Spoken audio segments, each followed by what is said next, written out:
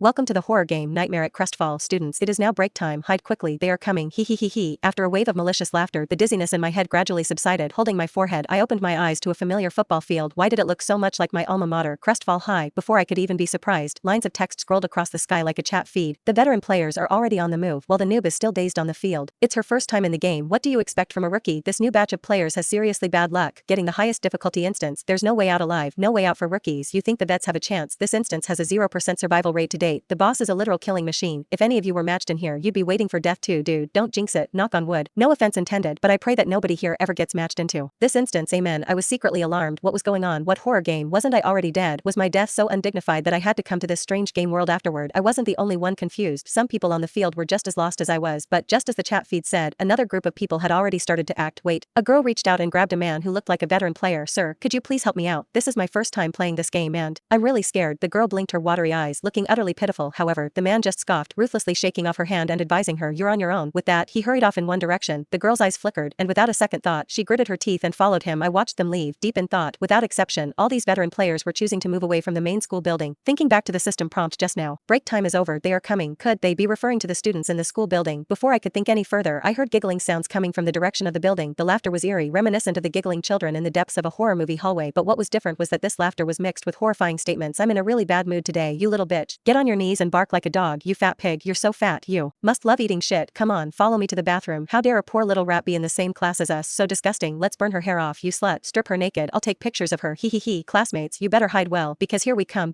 I blinked my eyes in shock. The chat feed exploded. It's the Jocks. The Jocks are on the move. Damn it. I'd rather have my head sliced off by the boss's side than fall into the hands of these bullies. Their methods of torture are the kind of thing that gives you nightmares for weeks. They're infamous for being completely depraved, even by horror game standards. The chat feed was a torrent of condemnation and righteous anger. Three large question marks slowly appeared above my head. The Jocks. Could it be the infamous group of bullies from Crostfall High? Those horrifying statements just now, weren't they from the real bullying incidents that happened at Crostfall? I had to say, I was familiar with this part of the story. In this world, there was probably no one who knew how to deal with this group better than I did. After all, the hero who had bravely stood up to them, fought back, and brought them all to justice was my childhood sweetheart, the one who was always filled with a sense of justice yet constantly treated unfairly because his methods were considered too unhinged. As the commotion from the school building grew, the players on the field scattered in a panic, all of them scrambling to find a place to hide. After a moment of thought, I didn't follow them to find a hiding spot. Instead, I confidently made my way to the gym storage room. My childhood sweetheart, Ronan Graves, had used tools he found here to punish that group of bullies. Back then, like everyone else, I thought his methods of dealing with bad people were too brutal. When everyone was pointing fingers at him, I had also tried to persuade him to hold back. They're wrong. But if you punish them like this, you don't look like a good person either. I once thought I was doing it for his own good. When I said that, joining everyone else and forcing him to mend his ways, it got to the point where he would hide everything he was about to do from me, afraid of making me upset. Looking back now, I wish I could just slap myself and call myself a complete idiot. Everything that had happened in the past was now replaying before my eyes. This time, I was going to do what Ronan Graves had done. I dashed into the storage room and rummaged through everything. Finally finding a thick climbing rope in a broken crate, I joyfully pulled the rope out. A celebratory sound effect of gongs and firecrackers echoed all around me. "Congratulations, player, you have found the S-tier item." The penance rope. Me, the what rope? The chat feed had 100 times more questions than I did. An S-tier item in a broken crate? Are you kidding me? How come she gets to find an S-tier item just by rummaging through a broken crate? Yeah, I'm not saying who's losing their mind, but I definitely feel like killing someone right now. This girl is something else. Everyone else is hiding, but she just walks straight in and starts searching through crates. Could she be some kind of legendary guide writer? A guide? Don't make me laugh. If there was a guide for this instance, would the survival rate be 0? The chat feed was abuzz with speculation. I had no time to spare. I held the rope, a mix of emotions on my face. There was a line of small text on the rope detailing how to use it. Tie them up and beat them to a pulp. That familiar feeling washed over me again. With a sense of let's give it a try, I skeptically stored the rope in my inventory and rushed towards the school building. Whoa, where is she going? Is she actually heading for the school building? Did this chick borrow courage from the heavens? She's really not afraid of dying. How could they possibly understand what I was feeling? When I arrived at the school building, the Jocks were searching everywhere for players who were hiding. Being closer now, I could finally see clearly that they looked exactly like the old bully gang, except that after becoming ghosts, they had learned to fly. At that moment, the Jocks spotted me too. They giggled and swarmed towards me. I gritted my teeth and threw out the penance rope. The thick rope shot out like a bolt of lightning, weaving left and right in the air with nimble movements. In just a short while, the group of ghosts that had been laughing so arrogantly were now tied up tightly. They were strung up together like grasshoppers on a string, hanging upside down from a tree, neat and tidy. The scene was all too familiar. This was exactly how Ronan had dealt with them. My heart was pounding. Why was the game's plot all related to Ronan? My gaze gradually grew hotter as a seed of hope began to sprout quietly in my heart. After tying these guys up, what else did Ronan do? Oh, I remember now. I casually picked up a tree branch as thick as my arm from under the tree, rolled up my sleeves, did a stretching motion, and my eyes gradually turned fierce. "So you like to bully people, huh? Think bullying is so impressive. You were scum when you were alive, and you're still scum as ghosts because of trash like you." He was called a monster. Humph, you've finally fallen into my hands. From today on, count me in as one of the monsters. I swung the thick club like a farmer swinging a hoe in the fields. They sweated profusely, hoeing the land to plant crops. I too sweated profusely, eradicating evil. The penance rope held the Jocks firmly in place. The club swung so fast it left left after images. The Jocks screamed in agony, begging me for mercy. We know we were wrong. Please let us go. At some point, all the players who had been hiding emerged from their spots. The young girl who had asked the veteran player for help showed a sympathetic look. Since they know they were wrong, just let them go. Why push them to their doom? I glanced at her, a cold sneer on my face, but my heart was filled with a desolate sorrow. See, Ronan, I'm now going through what you went through. Only by experiencing it myself do I truly understand how utterly detestable those sanctimonious types who pretend to be innocent while casually asking for forgiveness on behalf of the wicked. Was I once that detestable? I can't remember. In any case, even if I didn't verbally plead for them back then, I must have condemned you for your reckless actions. I really deserve to die. Seeing that I was unmoved, the young girl's expression turned awkward. She wanted to say more but was interrupted by a veteran player next to her. The veteran player didn't pay the newcomer any mind and spoke to me in the tone of an experienced elder. Young lady, you might not be aware of the unwritten rules of the game. In fact, if we players can build good relationships with the NPCs, it can be very beneficial. For example, these Jocks, if you let them go, they'll surely be grateful to you. Hearing this, the Jocks scrambled to shout, yes, yes, we will, I scoffed. Internally, the veteran player's intentions were so obvious they were practically slapping me in the face. He pleads for them, I release them, and the Jocks would owe him a favor, right? I pretended not to see through his scheme, waved my hand, and readily retrieved the penance rope. Alright then, I'll let them off the hook. As soon as the Jocks were freed, they didn't even glance at the pleading girl or the veteran player. They vanished in a flash, leaving the two of them standing there in awkward embarrassment. I whistled, not bothering to hide my mockery. Whoops. Looks like your little plan